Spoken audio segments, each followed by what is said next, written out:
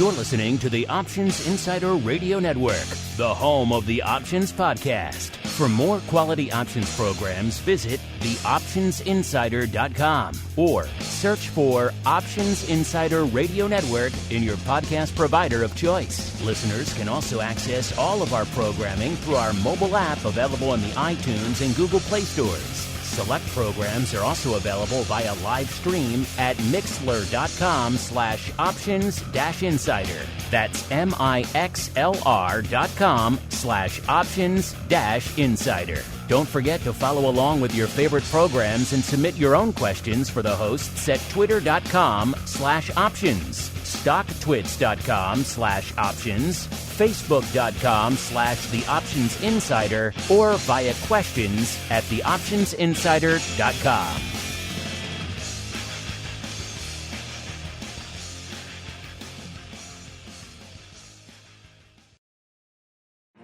Bitcoin, Ether, Ripple, Litecoin, and more. Cryptocurrencies and other digital assets are taking the financial world by storm. This exploding market provides everything a savvy trader needs: volatility, volume, and liquidity. Provided you know how to find it. That's where we come in. Welcome to the Crypto Rundown. Each week, we'll break down the latest trading activity, trends, and developments on everything from coins to tokens, futures, and even OTC options. If it's moving the crypto markets, then you'll find it on the Crypto Rundown. This program is brought to you by Genesis Volatility, also known as GVol, home of institutional-grade crypto options analytics. Whether you're trading CeFi options or DeFi options, cryptocurrencies move. Use GVol Analytics to analyze implied volatility, model realized volatility, structure positions, and unlock alpha. For more information, visit gvol.io. That's GVOL.io. Now it's time to dive into the exploding world of cryptocurrencies and digital assets. It's time for the Crypto Rundown. All right, everybody. That music means it is time once again for the Crypto Rundown, the program here on the Options Insider Radio Network, where we delve beyond the traditional markets that gather our focus throughout the week. You know, the SPY options, VIX, Tesla, all that good stuff you folks love to fixate on. And we move into the realm of crypto, which is ever interesting, ever volatile, ever fascinating, breaking down, of course, the spot, the futures, the options, but also the volume, the volatility, the SKEW, the unusual activity, all that good stuff, and a whole bunch more. My name is Mark Longo from the aforementioned network, as well as, of course, from the ever-exciting theoptionsinsider.com. Reminding you, wherever you find our content, not just crypto. First off, if you just listened to the Crypto Rundown, we have a whole bunch more for you. There's a couple of shows hitting you every day pretty much on the network. So make sure you keep rating and reviewing wherever you get this content. Could be iTunes, could be there on Spotify. It's up there on Audible these days next to all of your favorite great works of literature. So make sure wherever you're getting it, keep rating and reviewing. I know a lot of you were mentioning that crypto wasn't in the app recently. It's back in our app that has been fixed. So if you are using our app and you want to get the Crypto Rundown, that is available there as well. So pretty much wherever you get this content, make sure you keep enjoying it, keep rating and reviewing it. It really does help all the new folks who are discovering these markets these days, and they are legion. Helps them discover the network as well. Of course, keep those questions and comments coming too. I'd love to hear from all of you guys and gals out there. Let's see who we're hearing from on the program today. It is time to roll out the Crypto Hot Seat. Forget about cold storage. It's time to turn up the heat on thought leaders from the world of cryptocurrencies and digital assets. It's time to take their place on the Crypto Hot Seat. All right, everybody, welcome to the Crypto Hot Seat, the portion of the program where we welcome on guests from throughout the world of crypto, derivatives, and indeed beyond, and proceed to pick their brains for the benefit of you, the listener. And next up in the hot seat, he's a newcomer to the show and indeed to the network. He is Nate Cox, the Chief Investment Officer for 2Prime. Nate, welcome to the Crypto Rundown program. Hey, Mark. Thanks for having me. Super excited to be here. And Nate, as we are wont to do with all of our first-timers here on the network, why don't you go ahead and give our audience a bit of an overview of your background in the financial markets, as well as what it is you folks do over there day-to-day at 2Prime. Yeah, sure. That sounds good. So probably like a lot of guests, I came from the traditional finance world And really started, I was young when I started trading options around 16, 17 years old. My parents got me into it, and then got a degree in economics and went on to start trading with a family office on a derivative desk. And that sort of led into launching a VIX volatility-focused hedge fund. So that was really where things got interesting for me, because volatility was always, I thought, a space that was sort of unloved or undiscovered. At least this was back in 2014. So we launched this fund and basically took different option positions in the volatility markets. And as you can imagine, it translates well into the cryptocurrency world. So last year, a colleague of mine brought me into the crypto space, and I went down the rabbit hole like so many others. And 2Prime was basically launched as a way to give intelligent exposure to digital assets. We focus specifically on Bitcoin and Ethereum because they have derivative markets around them. So the goal is really to give some sort of downside protection, to cut out some of that left tail volatility that we've seen in the past. You know, you've got the, I think everybody's probably familiar with the sort of scary drawdowns that you see in the March 2020 or 2017, 2018 times, where you see these things get cut in half or worse. So that was sort of the inspiration for the fund. We wanted to say, look, we want to give people a safer way to invest. You know, we're still going to capture the majority of the upside, but using things like either puts or spreads or butterflies or whatever, capture some of the left tail volatility on the downside to protect ourselves first and for investors as well. So that's what 2Prime does, and that's what I've been able to bring to the table as a derivative trader and as a hedge fund manager in the past. So it's been a wild transition, to say the least, because I thought I knew what volatility was, and then I came into crypto, and it's like, wow, this is another level. So it's a really cool space to be in. I'm excited to be here. Your dad got you into options at 16. Sounds like a man after my own heart here, Nate. Was he an options trader, or was he just a man very much ahead of his time? No, they were, my parents are actually, they're very blue collar, but they kind of saw this as an opportunity for themselves, as, you know, a way to start investing or learn more about the markets. And I kind of got sucked in, and it stuck, needless to say. So I'm, you know, ever grateful just to be able to say that I got pulled into the world at a young age. And it just kind of gave me some perspective on, you know, beyond what traditional markets do when you're tracking things like spot price, but really start to understand the dynamics of things like Delta, Gamma, Vega, and the Greeks. But it's been quite a ride, and I'm, you know, shout out to my parents for getting me in the markets early. Need more guys like your dad out there. Of course, it sounds like, given the explosion we've seen in the retail world over the course of the past year and change, maybe a few more guys like your dad are bringing their children to the dark side, which is a thing we like to see for the most part.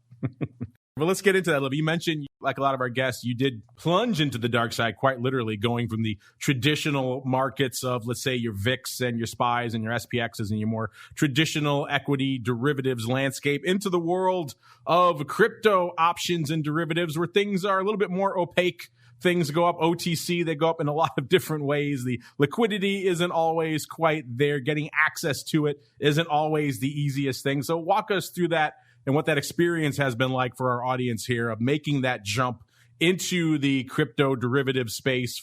Products, as you mentioned, they're very volatile, but also lacking a lot of the infrastructure and the plumbing that exists in the other markets you're used to, Nate. Yeah, of course. I mean, and that's something that, you know, it's sort of a constant struggle, right? To find the rails, so to speak, of these markets as you're trading in real time, but you're also watching the rails get built. So we partner with some great guys. You know, we work with like Paradigm, who I'm sure you're familiar with, to do like some block trading OTC stuff. But liquidity is something that we continue to see come online.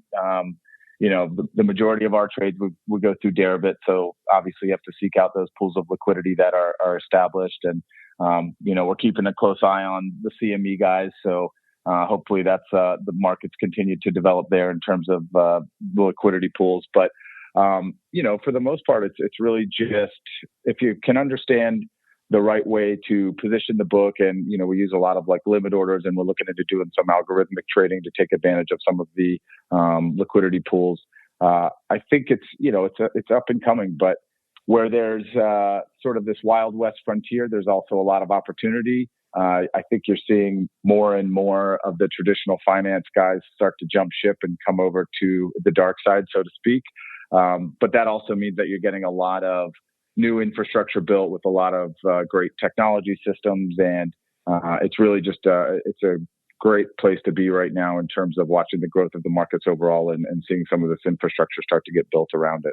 Let's talk about that growth a little bit, because you guys are poised right there at the apex of it for all these fund managers and asset managers and in general advisors who are maybe coming from the world of traditional finance themselves, looking to dip their toes and perhaps the toes of their clients in these digital assets. What are they coming to you for right now? Is it still all Bitcoin all the time? Are they starting to get lured to Ether, given the fact that it's seen quite the run? Or is it maybe all Doge all the time? What are the clients coming to you for these days at 2 Prime, Nate?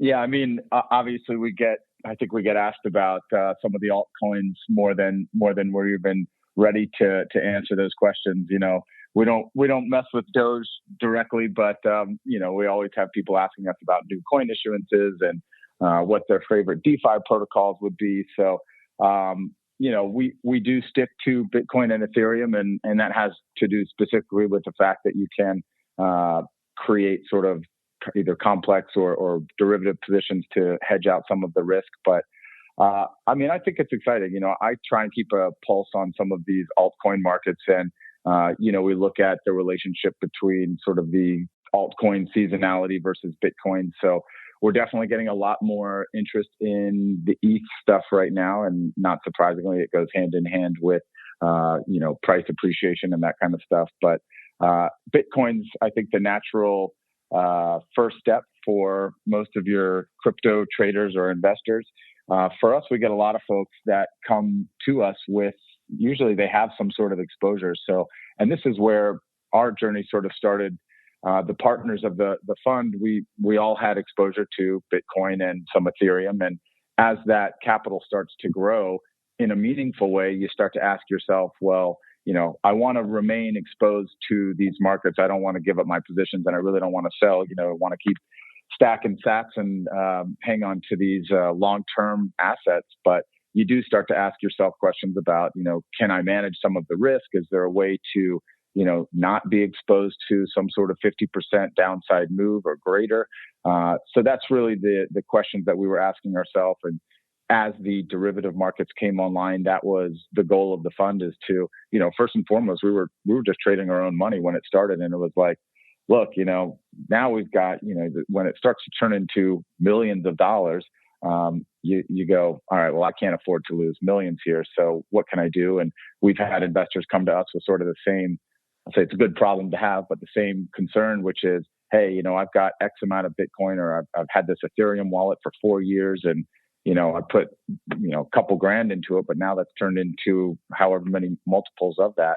And the question becomes, how do I start to manage the risk? Because you don't want to give it up, but you don't want to watch it dissipate as well. So hopefully that's a question we can continue to answer. And I think, you know, your show does a great job of talking about there's sophisticated ways that you can use these derivatives to really manage your total exposure or take advantage of implied volatility when it's there, to give yourself a little bit better risk-adjusted return, or at least cut off some of that, you know, left tail risk.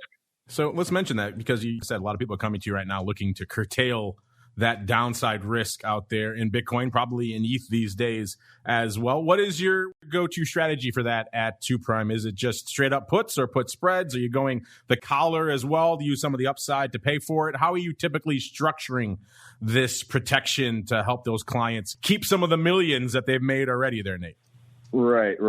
Yeah. I mean, you know, the simple way when we explain it is we're always maintaining some put protection below the spot price. So that's really sort of the mandate of the fund. We're never going to give up holding put protection, because we want to make sure that in the event that there's some, you know, outsized black swan event, we're there to catch that, and we're there to take advantage of it. On the other side of that, we do use implied volatility metrics to say, hey, this is a better time to be selling some call premium. Let's offset some of the cost of the put strategy. So that's a little bit more dynamic. We're not necessarily always short calls or selling premium, but we want to make sure that when it's the right time, we're selling calls or call spreads. If we see some sort of large down moves, we'll turn some of what is a naked put into like a ratio spread or some sort of a put spread to capture some of the downside vol there as well. But as that's a game that you've got to be able to play very well, and it gets a little bit more sophisticated than just, hey, just buy some puts and hold that and roll them every month, because in this kind of a market where it is pretty volatile, that's an expensive strategy to deploy. So you got to find ways to take advantage of the other side of that trade, which is using high implied volatility, selling some out of the money calls or puts to really offset those costs. And then the fine tuning comes in, how you deploy those strategies and when to do it, because, you could get caught in a short call on ETH right now and you're just, you're biting your nails going, when is this thing going to stop? And that's one of the nuances of crypto is you have to understand that what you're seeing right now isn't necessarily abnormal, because you're just getting access to a market that is growing in a way that, look at like a Facebook or an Amazon or any of these huge tech companies. Pre-IPO, they had a similar growth trajectory. You just didn't see it on a chart, right? You had exponential growth. If you took the valuation rounds of Amazon pre-IPO, these things were going up 10x, 20x, 30x, 100x. And even though it took maybe 10 years, you only saw the end of that where it was, post-IPO, and you've seen it go up, wherever it started, up 10, 50x or something like that. So it's an interesting place to be, to sort of see these technologies be deployed, but really have access to it as an investor from the onset. So you got to keep those kind of things in mind. Crypto is a really, it's still sort of a nascent technology for a lot of people, but the more they understand the long-term trajectory of where these things can go, I think it will temper your appetite to do things like sell an out of the money call or naked calls. Well, our audience likes to get into the weeds on this stuff, Nate, as you might imagine. They like to debate the different use cases for the strategies and the term structures they're in. So I'm curious for you. You mentioned, protective puts and having to be diligent on those, but also on the covered call side, you could get caught blowing through a strike if you're not careful there. So what is your typical setup? Client comes to you, are you looking at 1 month, 3 month, 1 year puts, something along those lines on the covered call side? Is it something a little bit shorter duration, simply because, as you mentioned, you can get caught in a blow up, and ETH just in the past week is a great example of that. So what is your preferred methodology when you're using these strategies? Yeah, so obviously we're going to look at the vol surface a little bit to try and take advantage of the best duration. But for the most part, we're looking 20 to 60 days out in duration. And we're typically rolling, a portion of that systematically, at least on, say, a weekly basis, to make sure we're covering duration over time. That's on the put side. On the call side, it's definitely a little bit more dynamic. So we might take, shorter duration, say 15 to 30 days out, to try and sell some call premium. But we're also looking at, where the implied vol is a little bit higher. So, sometimes I think right now you've got better implied vol out in the Junes right now. So we might look at selling some of the out of the money calls in June versus, trying to sell like an ETH call right now is, I would just say it's suicide.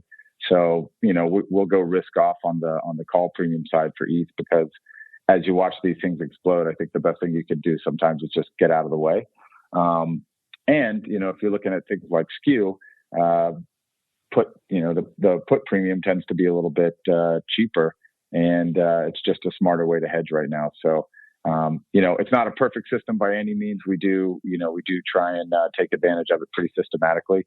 But that means obviously sometimes you've got to be patient and let things come back in. So, we're watching Bitcoin and Ethereum right now. I think you've seen a lot of rotation into capital for ETH, and a lot of the structure on the open interest in the calls right now. I'm sure you've looked at this and talked about this in some previous shows, but there's just tons of open interest on the call side right now. I saw the 50,000 ETH contract got released today. I was like, this is, it's great marketing for sure. And I think it's already got a decent amount of open interest, something like 12,000 contracts on the 50K ETH out in time. So yeah, you just gotta, you gotta be smart about where you're putting your money and make sure that you're actively managing.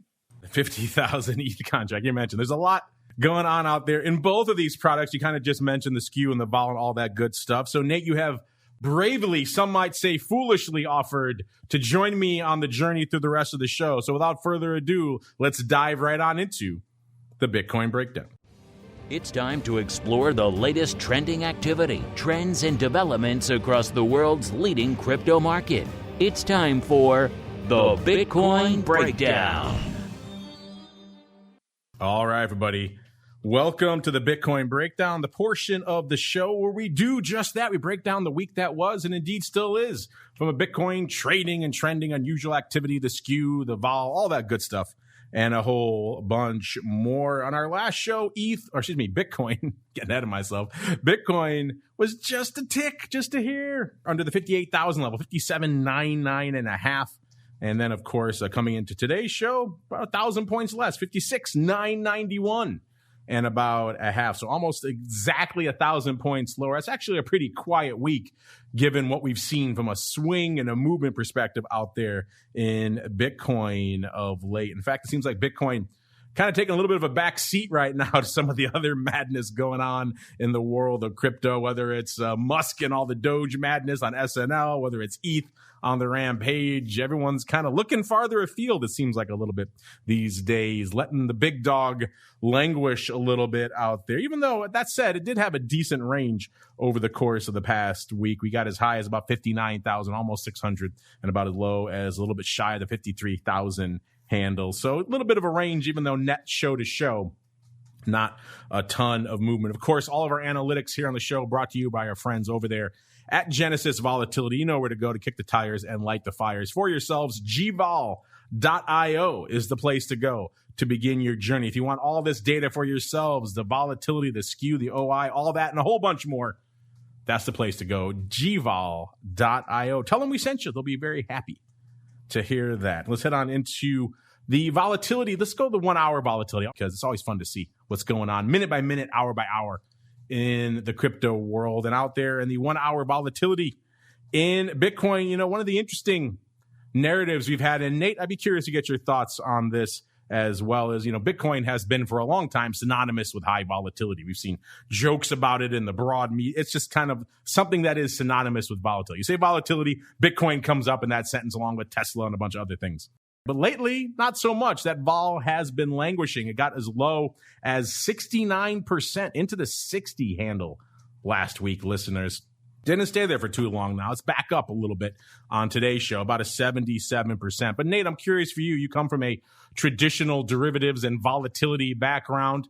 Bitcoin volatility was in the triple digits for the better part of the last few years, or very close to it. Now it's back down to around the levels where it was when we launched this show back in January of 2019. So I'm curious, what are your thoughts on these near-term low levels in Bitcoin? We've also seen it performing kind of like a precious metal from a vol perspective, in that whenever we have a bit of a pop in the volatility, it's very short-lived, and it comes right back down to the mid to low 70s, if not into the 60s range. So I'm curious, what are your thoughts on this current vol regime we're seeing out here in Bitcoin? You think it's just a bit of a near-term aberration, or we think we're going to be hanging out here for a little bit?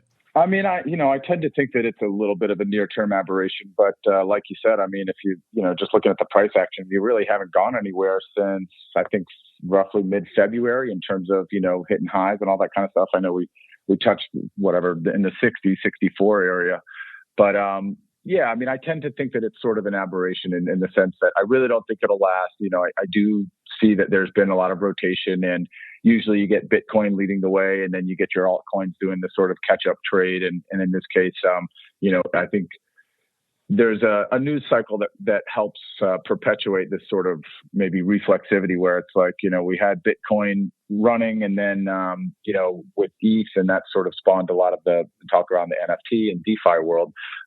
It's not surprising to me that as we've seen sort of institutions announce that they're coming into the Bitcoin world, the logical next step for them is to really start to look into the altcoin world, the Ethereum side of it. So I think you're seeing a lot of folks, it's sort of like this global educational trend that you're seeing where they're starting to go beyond that first step into crypto. So right now you're seeing the volatility come into the altcoin space, and I'm not surprised to see Bitcoin take a little bit of a breather, but long-term price targets I think remain intact. So you'll see some more of the upside vol come back into the market. But you just got to let things take their time and take some turns. And, I think you'll see the vol come back to Bitcoin maybe, hopefully sometime this summer.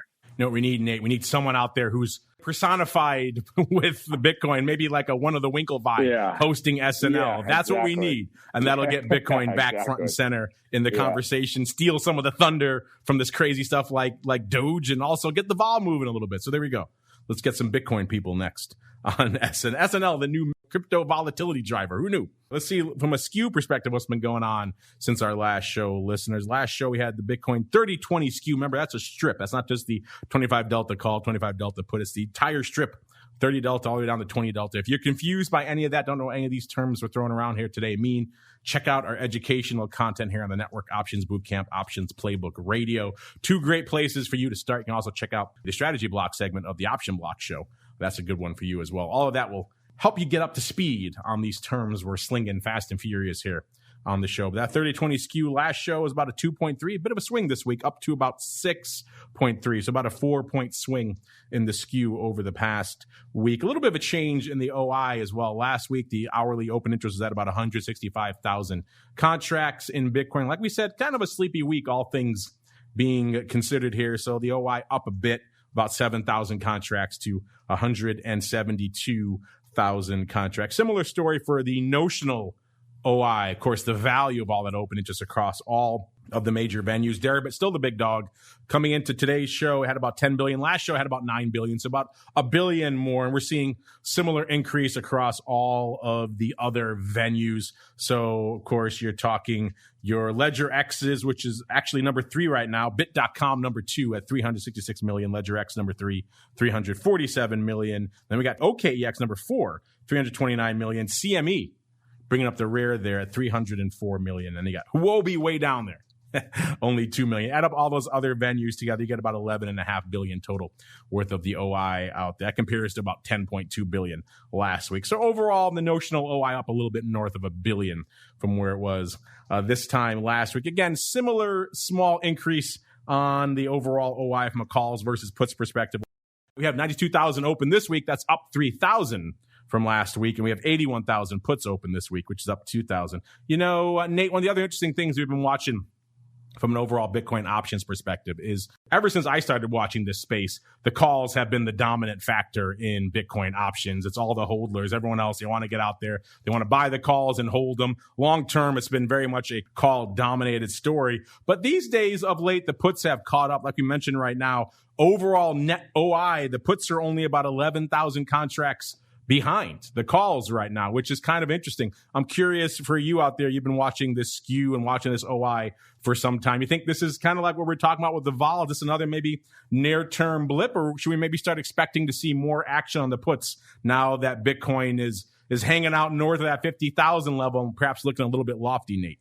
Yeah, that's just a super interesting conversation. I've had this with a few folks, and we started to think about this and maybe why it was happening. But I think a lot of it, at least we attribute some of this to institutional players coming into the game and really starting to, rather than just say pure retail speculation and sticking to the call side, really come in and start to hedge portfolios. So, we're obviously a part of that, but I think as you see more hedge fund managers, more family offices, or just asset allocators in general start to come into the space, there's going to be a natural demand that starts to even out this balance. And who knows, maybe we'll see it go the other way at some point, but really starting to hedge out the long spot trade, because that's what they're going to be, that's what we're going to be trying to do is cut down on some of the, that left tail risk. So we'll see if it's just a short-term trend or if it starts to play out on more of a macro scale, but we're keeping a close eye on that as well. Yeah, you're right. As you do see more traditional asset managers coming into the world of Bitcoin, it seems like they are bringing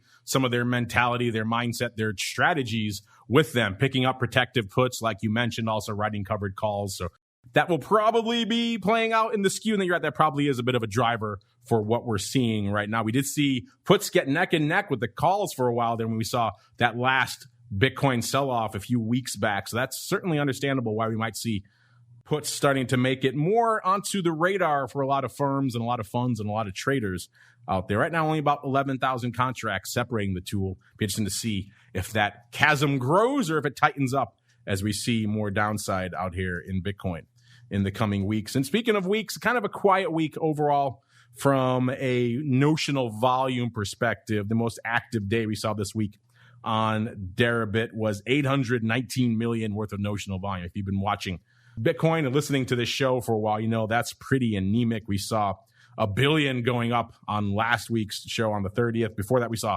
multiple $2 billion worth of notional days going up on Deribit. So obviously nowhere near that this week. It kind of in line with what we saw in the underlying itself. Kind of a bit of a shrug your shoulders week. Not a ton going on out there from an overall Bitcoin perspective.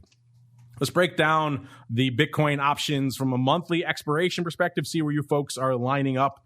And once again, it's the quarterly leading the dance out here with 52,000 contracts in the number one spot for June. Listen, it's up about 3,000. So again, not huge change from last week. May, the front contract is there at number 2 with 43,000 contracts. And then the number 3 spot is Deece. So again, 2 quarterlies in the top 3 here with 25,000 contracts open. That's pretty much unchanged from last week. So Bitcoin looking a little bit like ETHE right now. All the love is in the quarterlies. Let's look at the strike perspective and see what's been going on out here in Bitcoin since our last show. The big dog, the number one sizable position out here in Bitcoin right now, the largest open position in Bitcoin, still the 50,000 strike. That hasn't really changed much since last week. It's about 14,800, just a tick under 15,000 contracts open on that 50,000 strike, which looked optimistic not too long ago. Now it's more of a hedging strike in the rearview mirror. Number 2 is the 60,000 strike with about a little bit shy of 12,000 open. That's actually down about 2,000 contracts from last week. So 60,000 coming off the board a little bit. Still good for number 2. Number 3, the 40,000 strike with about 11,000, almost 500. That's up a few hundred from last week. Not a huge change. Number 4, now we're getting to some of the more, shall we say, optimistic strikes. The 100,000, the par strike, has about 9,500 contracts open. That actually has gained about 1,500 contracts since last week. So a little bit more positioning going on the par strike, followed by number 5, the 80,000 strike.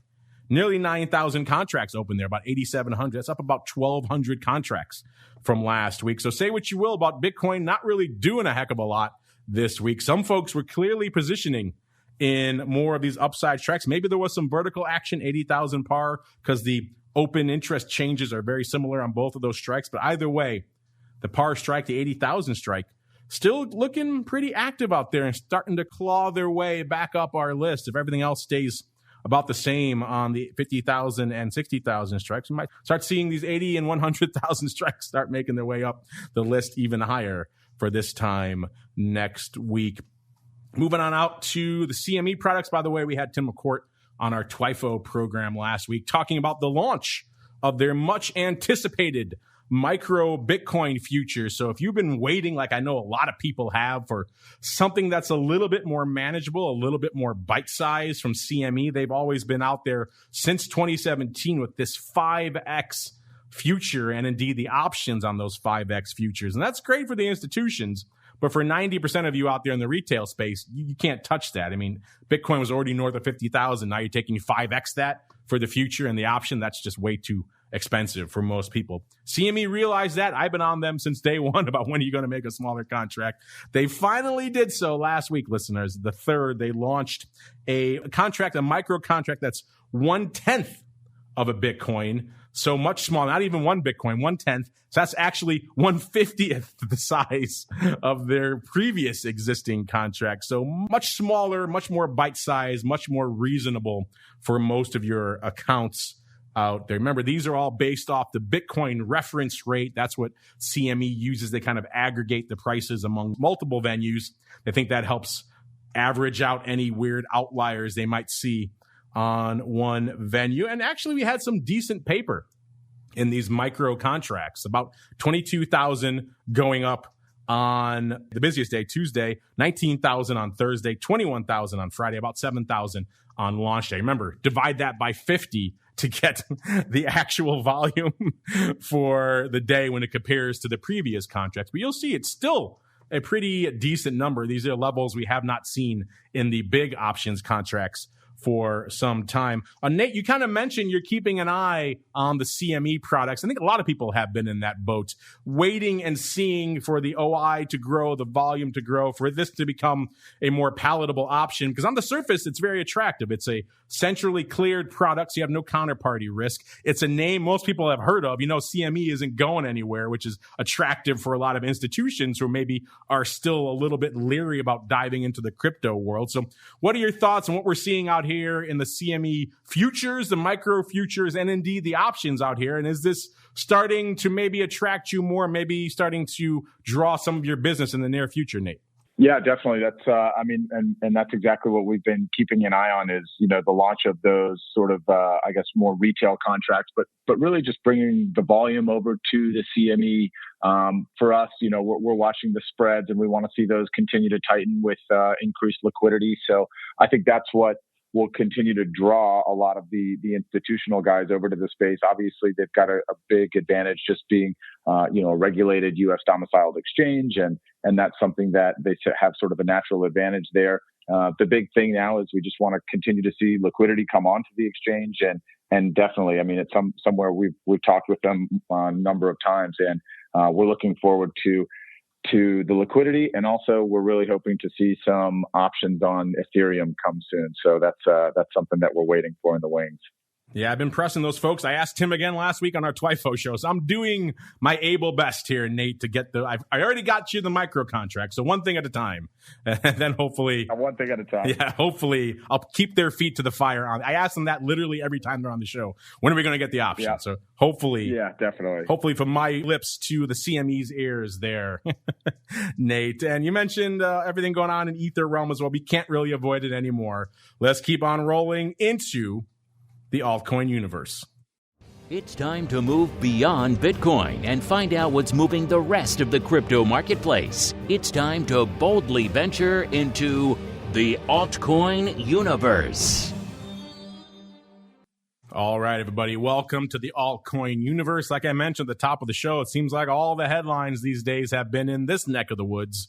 So let's hang out here for a little bit, shall we? Let's kick it off the way we like to do these days, breaking down the top 10 coins out there by market cap. Remember, standard caveat applies. Take all of these market caps with a pretty huge and tasty grain of salt. But the rankings, I think, is where the value actually lies. Number 10 in our top 10 this week is Litecoin, threatening to get pushed out of the top 10 by all these upstarts coming in here. Litecoin still holding firm, though, number 10, about $25.5 billion worth of market cap. Number 9, Bitcoin Cash, also threatening to get squeezed out of the top 10 there at $26.7 billion. Number 8, Polkadot, about $36.3 billion. Number 7, our old friend XRP, $52.5 billion out there. I think we have some listener questions about that a little bit later. Number 6, Cardano, 54, almost 55 billion. Number 5, Tether, 55.8 billion. Number 4, yes, number 4,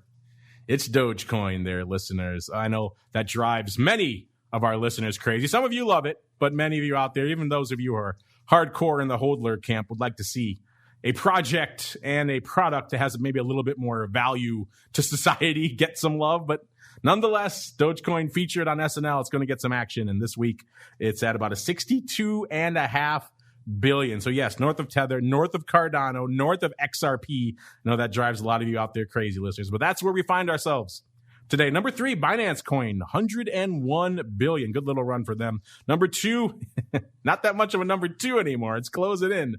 ETH, $477 billion worth of market cap, listeners. ETH just on fire these days. Bitcoin, like we mentioned, kind of holding firm in the number 1 spot, just north of 1 trillion. But if these trends continue, ETH's going to be knocking on that door pretty soon. Let's just break it down, listeners. We said last week what a great week it was for ETH. It had rallied from the low 2,000s up to about 32, almost 3,300. Had broken 3,400 very briefly. Well, forget all that, because now on this show, we're north of 4,000, listeners. 41.46 coming in to showtime. Puts up ETH over 860 handles from our last show. So it has been almost literally on fire since our last show. We saw it top out at about 42.13 or so over the course of the past 24 hours or so. And of course, a week ago, it was trading about 31.75. So been just a huge run.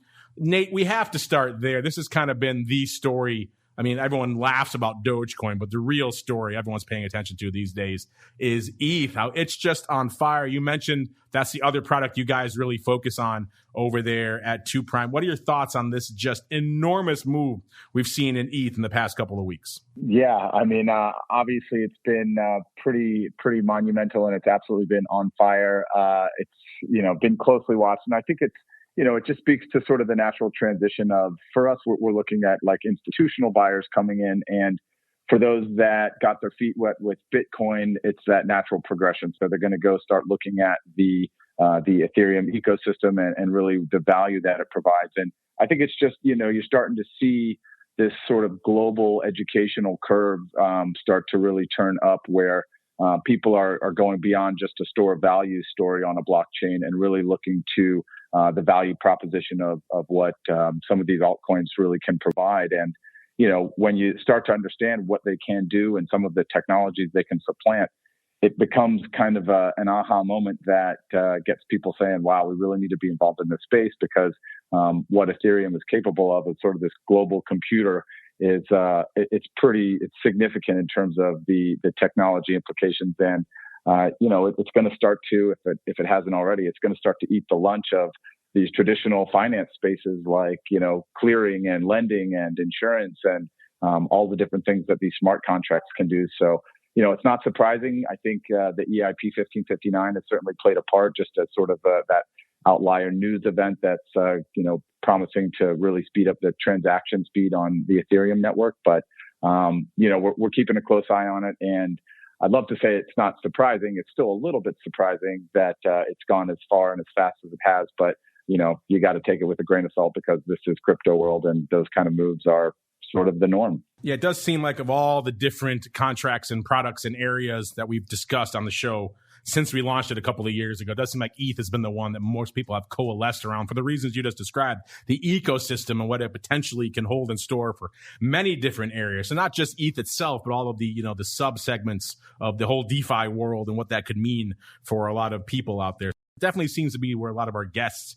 have been lining up, whether anyone saw it nearly doubling over the course of the past 2 weeks. I don't think anybody, even the most diehard ETH holders, were in that camp. But nonetheless, that's where we find ourselves today. Again, big moves out here, north of 4,000 for the first time ever, listeners. So big moves out here. And speaking of ETH, we were just talking about the CME futures for Bitcoin and the micro. We don't really talk about the ETH futures very often, but they did list those not too long ago. And as Tim pointed out on our show, they've actually been pretty active. One of the, I think, number 2 or number 3 in terms of most active launches they've ever had out there at CME. So a pretty active contract. We saw them doing pretty decent paper last week as well. We saw 6,500 of the ETH futures going up last Tuesday on the 4th, right when all this second wind of the move was starting to kick off.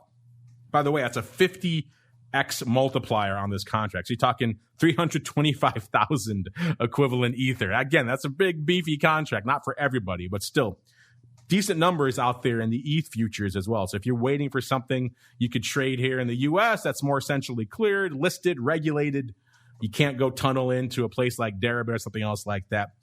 Might be something to keep an eye on over there at CME, particularly if they get the micro route going there pretty quickly and make something a little bit more manageable for you folks out there to sink your teeth into. Speaking of sinking your teeth into, if you've been trading ETH, you've been trading a lot of vol over the course of the past week. Unlike Bitcoin, which has been languishing in the mid to low 70s and even broke into the 60s very briefly, ETH has been trending and trading right back up. Last show was a 92%.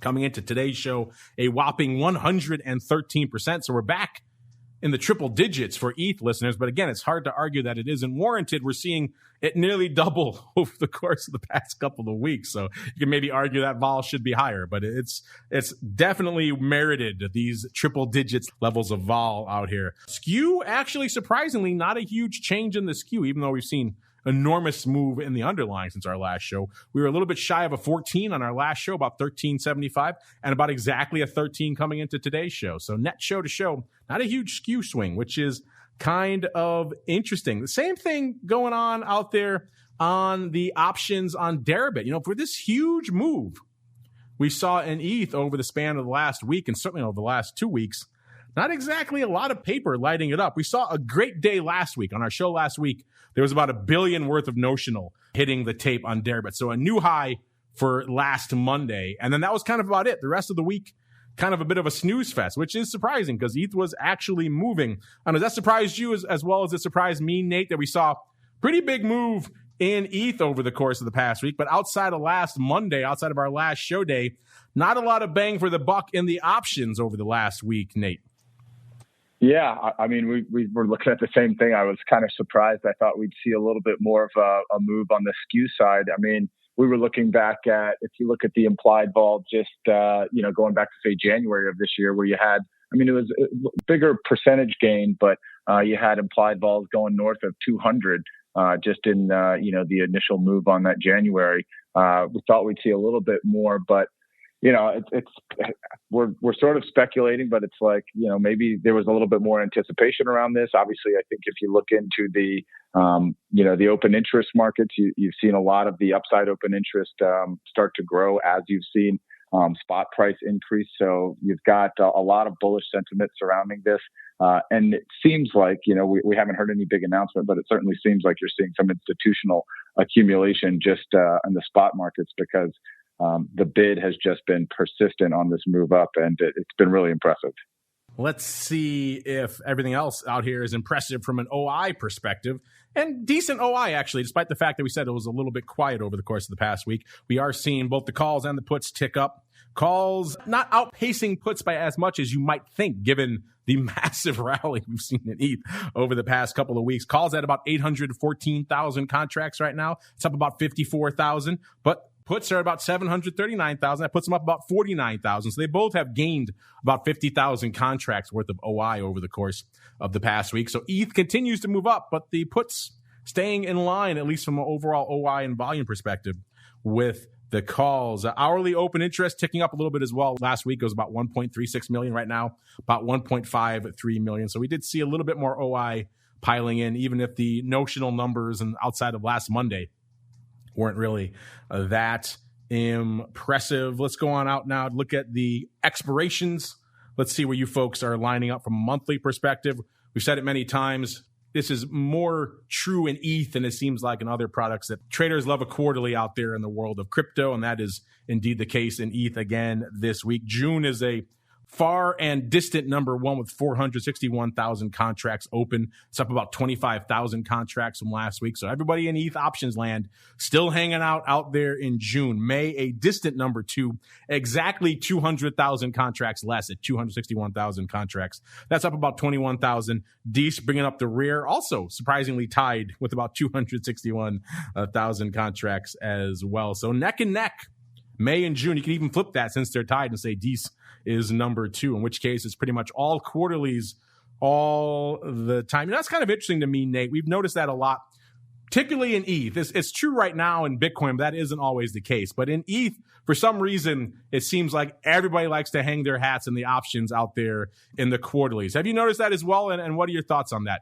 Yeah, I mean, again, I think it has something to do with the fact that there's institutions coming in, and that's just probably something they're used to is playing in the quarterly world. Obviously, it aligns with the futures contracts, and so it's not super surprising to see that. But for us, we're always looking at where the term structure is and where it's maybe more profitable, you get more bang for your buck. So the Junes, I think, have been a little bit juicier with some amount of implied vol over realized. So we've been looking at that as an area to both be long our puts, and if we were willing to stick our neck out and sell a call, that's also where we'd be putting our money right now. But yeah, I mean, it's interesting. I thought there'd be a little bit more speculative activity with the move on ETH and seeing some of the shorter duration stuff really pop, but it seems like people are sticking to the quarterlies pretty strong. Well, you mentioned that, shall we say, optimistic 50,000 strike being listed over the past week here. Let's break down these top 5 sizable positions out here in ETH options right now. Spoiler alert, Nate. 50K didn't make it this week, but hey, give it a couple of weeks. Who knows? We may be trading there by next week. The top position out there in ETH right now is still a lofty, even though not quite as lofty as it seemed last week, the 5,000 strike, so 1/10 of the 50K strike, is still the big dog out there with 81,000 contracts. That's up about 10,000. Right behind it, though, the 3,200 strike, which is where we were hanging out this time last week, also right around 81,000 contracts as well. So it's a very close race for number one and number two. And the 3,200 strikes up 20,000 contracts from this time last week. So a lot of action on both the 5,000 and 3,200 strikes. Then, of course, we have these strange strikes that have been hanging out here forever. The 400 strike and the 320 strike at number 3 and number 4, 63 and 62,000 contracts respectively. Someone has those on for size and has left them on because they're effectively holding the future now. And those don't change week to week, but they continue to make it into the top 5. And then number 5 out here is the 3,000 strike with 55,000 contracts open. Let's do a quick rundown here for some of the rest of the madness out here. Ripple actually taking a break over the course of the past week, down about 8 cents from our last show. Bitcoin Cash, though, feeling the rally, up nearly 400 handles from our last show. Bitcoin SV up 1120 from our last show. And of course, the one everyone's watching out there, good old Doge, up 0.068 from our last show, even though it's taken a bit of a break since the big SNL show on Saturday. You know what isn't taking a break, though, are you guys and gals out there with your questions. So let's wrap it up, a little bit of your crypto questions. You've got questions about crypto. Who doesn't? It's time to find out the answers to your crypto questions. All right, everybody, welcome to the Crypto Questions segment, the portion of the show where you folks hit us up with your questions or comments. Sometimes we turn that spotlight back onto you. We asked you a fun one last week on our polls. The results are now in. Like I mentioned, it was a very hot and heavy race, but we asked you this time last week to test your long-term outlook a little bit. You said if you had to buy a 10% out of the money call on one of these 4 different underlyings that expired at the end of the year, December 31st, which one would it be? And we gave you 4 choices: the VIX, the S&P 500, I don't care what flavor, SPX, SPY, whatever, you pick your poison, Bitcoin, or crude oil. And it was a pretty contentious battle all the way through till the end. At the end of the day, Nate, Bitcoin triumphed, but just ever so barely. 32.2% of our audience choosing to buy the 10% out of the money call on Bitcoin, followed by 27.1% choosing the S&P 500, 24.6% coming in for crude oil, and VIX, aka volatility, bringing up the rear. No love for that. Only 16.1%. What are your thoughts on that, Nate? Coming from the world of volatility and now seeing Bitcoin take it, if ever so slightly, in our poll. Are you down with what our audience is bringing to the table here, or do you disagree, sir? Yeah, I think if you'd have put corn or lumber on there, I might have gone with corn. Yeah, but, you're right. Everyone wrote in with the problem with Twitter. You only get 4. You only get 4 choices, right? But corn would have been great. ETH would have destroyed it too. Yeah, ETH would have destroyed it too. But yeah, given those choices, I'm definitely in line. I think Bitcoin out of the money by end of year definitely still has a lot of upside. So I've got to stick to my guns here and stay in the digital asset world and go with Bitcoin. Maybe we need to do an amended one this week. Do the hot assets, quote unquote hot assets. So lumber, ETH. We'll throw a few other crazy ones in there that are corn, things that are just spiraling off to the races this week, and let you guys fight it out. That's not a bad idea. Even though we do have a poll up there already, went live before our last show earlier today. So it's fresh. It's hot off the blocks there right now, listeners. Get on over there to twitter.com/options. Make your voice heard for this week's question. Kind of an easy one this week, but I like to get your pulse every now and then. Markets hovering at all-time highs. Volatility overall trending lower. So what's your go-to strategy right now? You can also take the same question and apply it to either Bitcoin or ETH, because they both are similar, except for vol not exactly trending lower in ETH right now. But outside of that, you have similar setups in the broad markets and in the crypto markets. Gave you 4 very basic choices: buy calls, buy puts. There was a time we used to put those 2 together. Not anymore, because everyone and their mother is out there buying calls right now. So we had to make that its own separate category. So buy calls, buy puts, covered calls, or short puts. Or if you don't see your favorite there, and I'm sure you don't, you have all kinds of crazy suggestions, hit us up, reply, DM. We'll get some of those fun ones on the network. That'll be live throughout the podcast, throughout the rest of the week. So get on over there at Options. Make your voice heard if you haven't already. All right, let's go to the live chat now. We got my boy Luigi listening live. He says, yo. Well, yo back at you, Luigi. Says, I have positions in both GTBC and ETHE. These are the grayscale trusts for Bitcoin and for ETH, respectively. He says, my broker needs me to open a futures account to trade the actual coin. Is this a good way to get exposure? Not interested in opening a futures account just yet. So you're not down with the CME products yet, it sounds like, Luigi, because that would require you to have a futures account. Well, I'm sure you get this question a lot, Nate. Obviously, people in the U.S., they can't really trade Deribit. So their options, pun intended, for regulated products that they could trade, especially in their securities accounts, very limited. These grayscale trusts are two of a very limited set of options. What are your thoughts on both of these trusts in particular? And then for Luigi, if you have any other good suggestions for him, he's not ready to open a futures account. Can't really pull that trigger yet, but he wants to get some exposure to ETH and Bitcoin, Nate. I mean, I would say, you're obviously using the right, you've got the right on-ramp there with Grayscale. So, I know it's trading at probably a little bit of a discount, but I think you're still getting the kind of exposure that you want.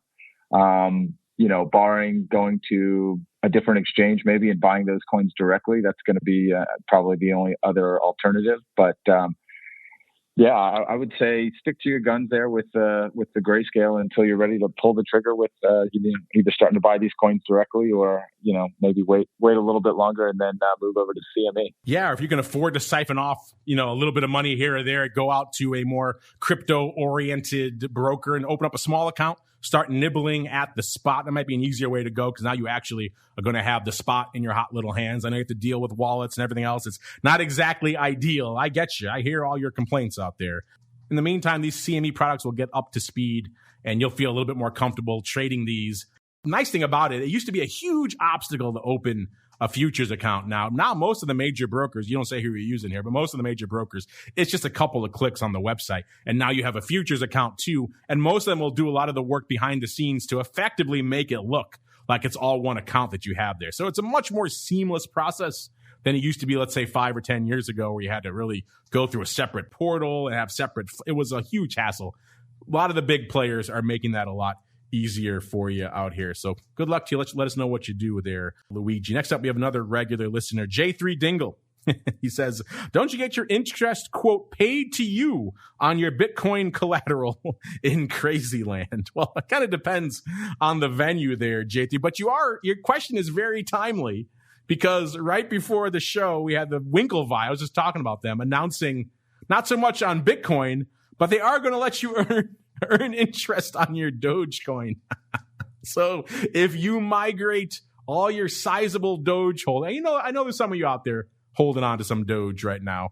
If you migrate those over there to Gemini, they will pay you a whopping 2.25%. So as you're watching your Doge sling around by like 10 to 20% a day, you'll at least get 2% interest on that one. So I like that question. So Nate, what are your thoughts here for the notion of getting paid on Bitcoin collateral? And after the show, are you going to take up the Winklevi on their offer to pay you interest on all your Dogecoin, sir?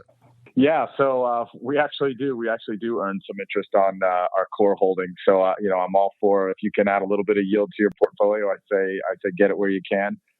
Just make sure you're using a trusted counterparty there. But it's an interesting proposition. Obviously, I think if you're looking for an additional 2% on top of an asset that's going up, 200, it's small potatoes in comparison. But it's always nice if you're getting paid in Bitcoin or Ethereum, or I don't know if they pay in Doge. But if they're paying you in kind, why not stack a few more and add it to your total portfolio? Yeah, as our listener, J3 Dingle says here, they do pay you a little bit in crazy land on your collaterals. Take advantage of it if you are going to do it. Melvs also wants to know, how much #Sheeb are you going to buy, a.k.a. the newest hot thing, Shiba Inu coin. So if Doge wasn't enough of a joke, the actual and literal dog from that meme is now being turned into Shiba Inu coin. So right now, I'm not going to buy any Melvs, but who knows? I'm sure a lot of our listeners are going to load up on the old Sheeb. Unfortunately, listeners, that music means we come to the end of another epic journey through the world of crypto derivatives. Man, what a journey it was. We talked all the fun going on in Bitcoin, the volume, the vol, the OI, the SKEW, all that good stuff. Then a heck of a lot more going on in the realm of ETH. Even touched on your favorites, your Doges and everything else like that, and answered a bunch of your questions. Remember, play along in our polls at Options is the place to go. And before we go, Nate, if folks are intrigued by what you folks are up to over there at 2 Prime, where should they go? What should they do? Yeah, absolutely. You can go to our website. It's just 2prime.io, or you can see us on Twitter, and that's just 2_prime. So, and I'm on Twitter as well. It's just Nathaniel J. Cox. So you can reach us in all those different places, and hopefully we'll connect with you guys out on the web. There you go. Check them out, 2prime.io. Of course, you know where to go to get access to all the analytics we talked about on the show today. It's just GVOL, GVOL.io. That's where you want to go to kick the tires and light the fires on all of your analytics. They just announced a partnership with the folks over there at LedgerX. That'll hopefully lead to a lot more fun analytics in the near future. Speaking of the future, we'll be back throughout the rest of the week, like I mentioned.